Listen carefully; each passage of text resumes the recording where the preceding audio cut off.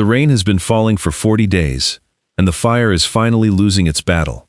Your skin is pale, your fingers are numb, and you can feel the warmth escaping your body faster than you can possibly replace it. In this world, water isn't just a nuisance, it's a thief. It's a silent predator that crawls under your skin and shuts down your organs, one by one. You don't have an umbrella, you don't have a raincoat, and your home is a rock shelter that is slowly becoming a swamp.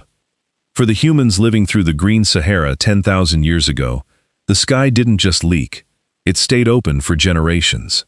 This wasn't a bad storm, it was an entire era of human history where the ground never stayed dry and the sun was a rare guest.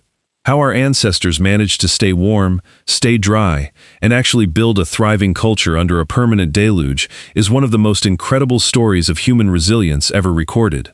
To understand how they survived, we have to look at the real enemy, hypothermia. Most people assume that endless rain meant a risk of drowning, but the real threat was the way water conducts heat. Water pulls warmth away from human skin dramatically faster than air does.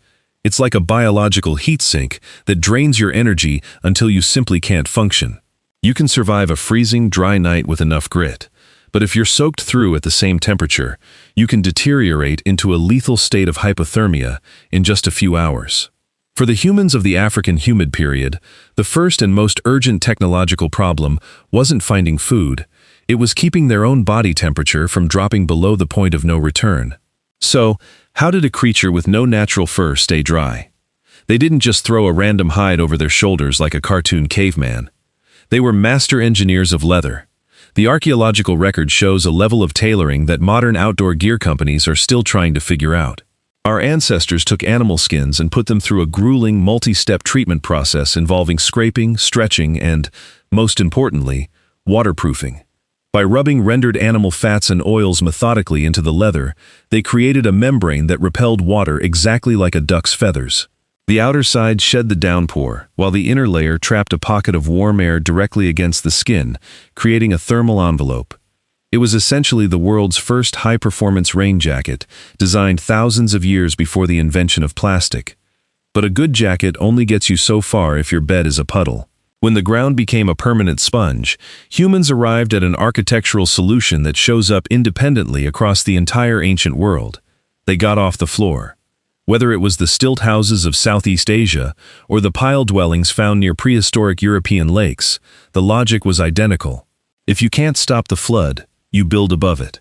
They drove massive support posts deep into the saturated earth, lifting their living spaces and food stores into the dry air. Inside these homes, the roof was the most critical piece of equipment. Those steeply angled roofs you see in ancient reconstructions weren't for aesthetics. They were functional drainage systems. By layering thatch, reeds, grasses, or palm fronds, in overlapping patterns like modern shingles, they used gravity to channel the water away before it could ever soak through the ceiling. While they were fighting the water from above, they were also learning to rely on the water from below. This is one of the most fascinating wonder elements of their survival. Even during the wettest periods, the rain wasn't always reliable. To smooth out the wild swings between floods and brief droughts, our ancestors settled near natural geological buffers. Certain rock formations act like massive, slow-release batteries, storing rainwater deep underground and releasing it through permanent springs long after the clouds have cleared. Whether they understood the geology or just recognized the pattern, they knew that staying near these springs was the only way to ensure a modest, year-round water supply that they could actually count on. The most human part of this entire struggle was the fire. If you've ever tried to light a match in a humid forest, you know how difficult it is to get a spark to catch.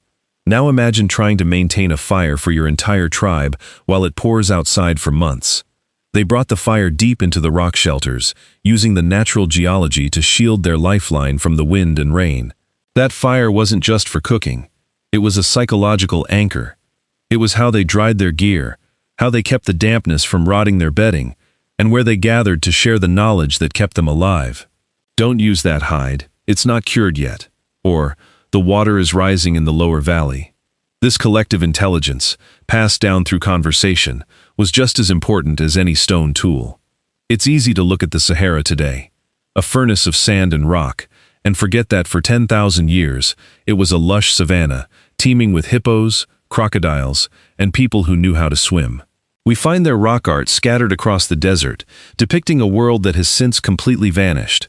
They lived through a landscape that shifted beneath their feet, sometimes within a single human lifetime. And they didn't just survive, they thrived. They built settlements in rock shelters like Takar that show 5,000 years of continuous human life. Layer after layer of people who looked at a sky that never stopped leaking and decided they weren't going anywhere. When the rains finally began to retreat 5,000 years ago, these communities didn't just perish.